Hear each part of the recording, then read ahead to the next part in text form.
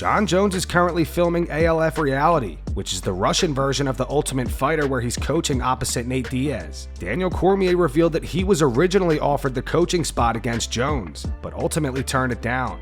On his YouTube channel, DC said, "I was offered to coach against Jones prior, but I didn't accept it. I can't do a month in Thailand, opposite side Jon Jones, especially when I can't fight that dude no more. He beat me when I was fighting. I can't really fight today. I'm 46 years old. Like, come on, man. I mean, I would do it for fun, but I'm not ready to spend a month in Thailand." Jean Silva is facing major backlash after controversial footage surfaced yesterday on social media. While we can't show the clip here on YouTube, it shows Silva putting a fan in a rear naked choke. The fan appeared to willingly participate, but when he tapped out, Silva did not release the choke, causing the fan to lose consciousness. To read off some of the top reactions, "What a piece of shit. Lawsuit. Even if the fan agreed to it, he was tapping multiple times to stop. Geez, this dude is so unlikable. This is weird. Let go on the tap. Hopefully lawsuit incoming and the guy takes everything Silva owns. And that's assault after the guy says stop and you put him to sleep. Arrest this man." What do you guys think of this situation? Do you feel Silva was out of line? Post your thoughts in the comments. Robert Whittaker versus Reinier De Ridder goes down at UFC Abu Dhabi on July 26th. On his YouTube channel, Rob explained how the fight came together so quickly after RDR just TKO'd Bo Nickel at UFC Des Moines. He plans to avenge his recent first-round submission loss to Khamzat Chimaev and make another run for the middleweight title. Rob said, "I told my manager, speak to them. I'm looking for late June, early July. International Fight Week looks good. Let's get something." And I was also kind of mentioning Sean Strickland at the time. We're both up there. It makes sense. We've never fought. Let's get it done. They came back to me and said, "Strickland is just getting back into training. We can try to get that fight to happen, but we don't know when it's going to happen. But Roman Dolidze is ready and willing." I was like, done. Sign me up. Let's go. Then literally 4 days ago, they're like, "RDR? De Ridder main event, Abu Dhabi, July 28th. I was like, what happened to the other one? I don't know what happened to anything. All I know is the date fit. He's not in the top 10 yet, but he just beat Bo Nickel. He's a good hard fight. He had 2 titles in 1. He's a hard fight. I'm sure he'll be in the top 10 before long. He's a top 10 fighter, competitor at least. That's a hard fight. Let's do it. July is a good time." So I just said yes straight away. Everything kind of worked out. We're 11 weeks from Abu Dhabi, main event, 5 rounds. It's always fun. I love my face on a poster. The kids love it. I look forward to getting work done. I'm looking forward to it. I want to get back in there and I want to get back in the winning column. I've got some things. I don't want to fight forever. I've got a couple years left in my career and I want that fairy tale ending, especially after seeing Volk and now JDM get up. I want that fairy tale ending. That's where I want to work my way up to the title, win the belt, and sail off into the sunset. That's the dream I'm pushing and fighting for right now. Ilia Topuria posted footage of him doing sprints today. Many fans pointed out how he looks much bigger than usual as he prepares for his lightweight debut. Vamos a empezar a hacer uno de los entrenamientos que menos me gusta hacer. 12 tramos de 100 metros. No eran 10. Siempre queda 2 más. Tú nunca sabes lo que puede pasar en una pelea. Qué cabrón.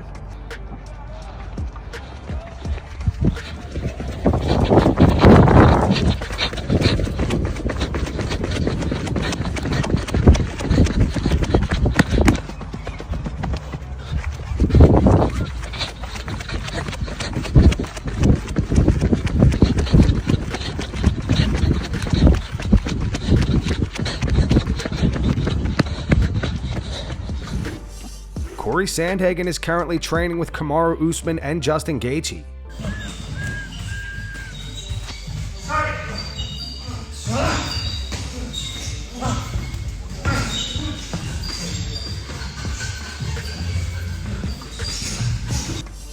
Kamaru Usman acknowledges the possibility of a future matchup with Islam Makhachev. Usman believes that if he gets past Joaquin Buckley and Islam defeats Jack Della Maddalena, their paths could very well cross. Despite sharing the same manager and having a friendly relationship, Usman says that he'd be open to stepping into the cage with Islam. Now with Islam coming in, that throws a wrench into where I am at, because Buckley and I go out there and we put on an impressive performance. Hey, we're next. Yeah, I'm next. If I go out there and I put on an impressive performance against Buckley, I'm next in that. Yeah, that but can I tell you something, Kamaru? This is where the wrench is being thrown in. You're boys with Islam, and honestly, I favor Islam in this fight with JDM. Islam defeats JDM. You beat Joaquin Buckley. Oh, I can already see you. You know, getting uncomfortable there, Kush. Are we gonna see a potential matchup with the Nigerian Nightmare and Islam Makhachev? Whoa! It's one of those things that it's one of those things that we'd have to talk about. Obviously, that's a blockbuster fight. Former pound for pound and the current pound for pound champion. And that's something we'd have to talk about because Islam, I love those guys. Islam, Habib, I love them all. Unlike the situation with Belal, which, listen, like, yeah, I know me and Belal had our differences here and there. I never wish bad on anybody, even though I didn't necessarily care for the guy. But it's a little different situation with Islam. Remember what Mike Tyson said, Henry? Yeah, he said, we asked him about Roy Jones. He said it right. Friends make friends rich. Yeah. If that's the situation, then obviously I think Islam and I are mature enough to have a conversation about that. So what I'm saying, Kamaru, is you'll be open to it. I don't see why not.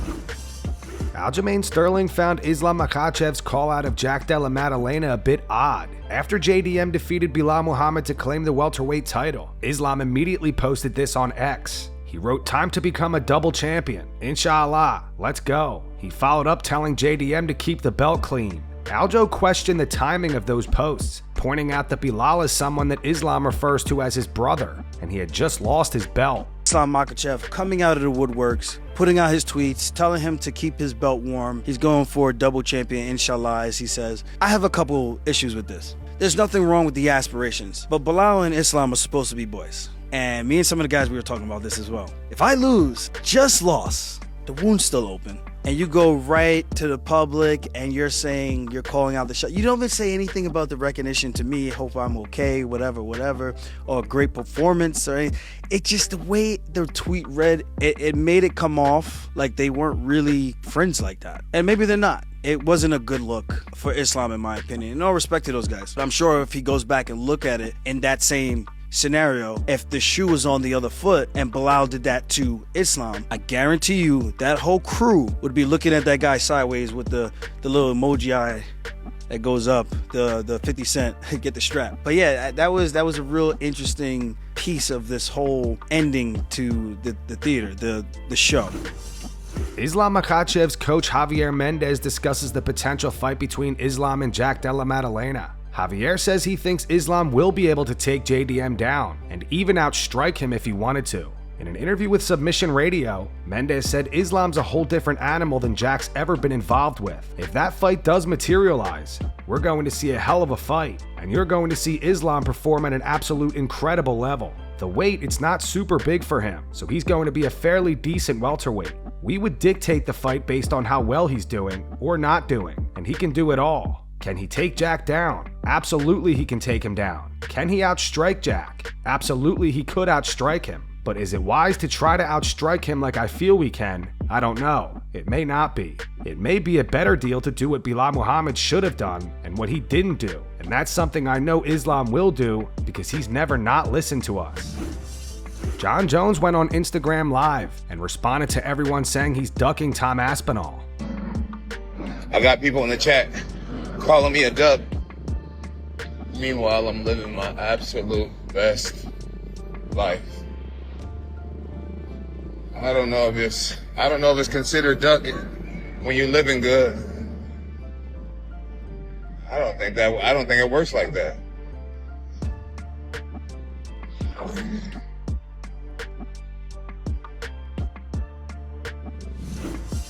Jack Della Maddalena made an appearance on the Ariel Helwani show and says he believes he can knock out Islam Makhachev.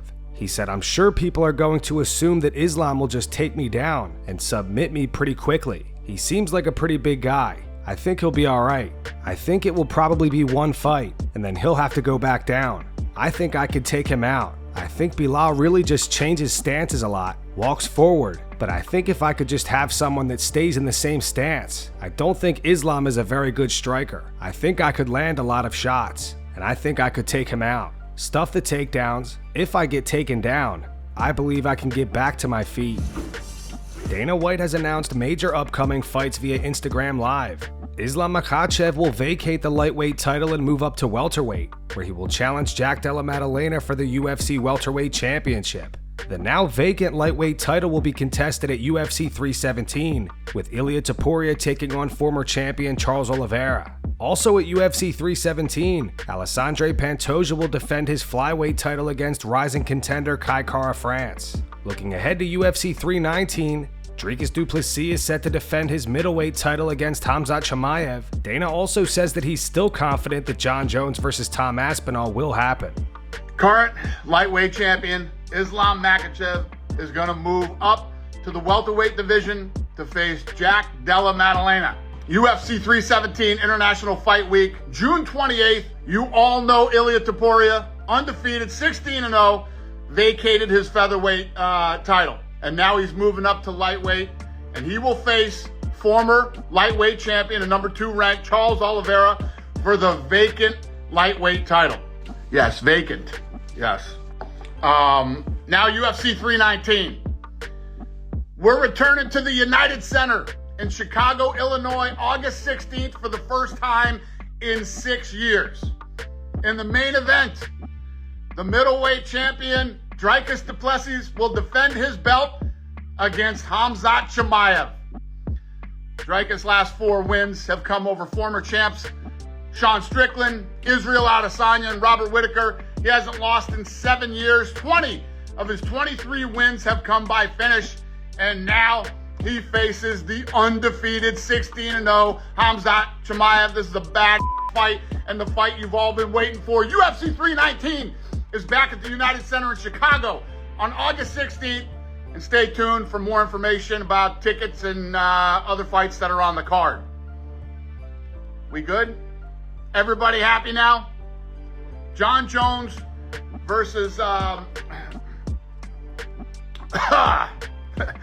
heavyweight fight will happen. Just relax. I'll announce that soon. Wait, what do you got? What do you got? Everybody happy? Anybody mad? Everybody good? Let me see what we got here. Come on, fire away. We good? Yeah, it's good to be back in Chicago. It'll be fun. The main event's back. Great matchup. Oil up. I'm assuming that means everybody's happy. I'm not sure if oil up is a good thing, bad thing, but all right, everybody seems happy. Yes, Power Slap 13's coming too.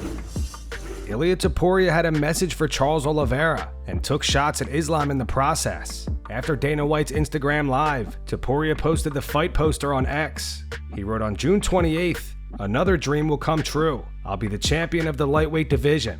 Charles, my apologies in advance. I'm just fighting for my dreams. It's unfortunate that Islam ran away. 17-0. And that's going to wrap it up for the news. Thanks for watching. For daily MMA news and content, subscribe to Full Mount MMA and click the bell icon to be notified when we post videos. Here are the 3 top comments from last video. The first one says Della Maddalena fights like Strickland thinks he does. The second one's from Iceman299. It's in reference to Khamzat Chimaev calling Bilal Muhammad fake. It says, didn't Khamzat scam his fans? And he wants to talk about people being fake. And the final one's from Alex Birch. It's in reference to the footage of the altercation between Colby Covington and Henry Cejudo. It says Colby saying that Bilbo Shire in front of a dwarf to someone bigger than a dwarf is crazy. Those were the 3 top comments from last video. If you want to be featured in the next one, all you have to do is comment down below. And if you missed yesterday's news, click the video on screen right now to get caught up.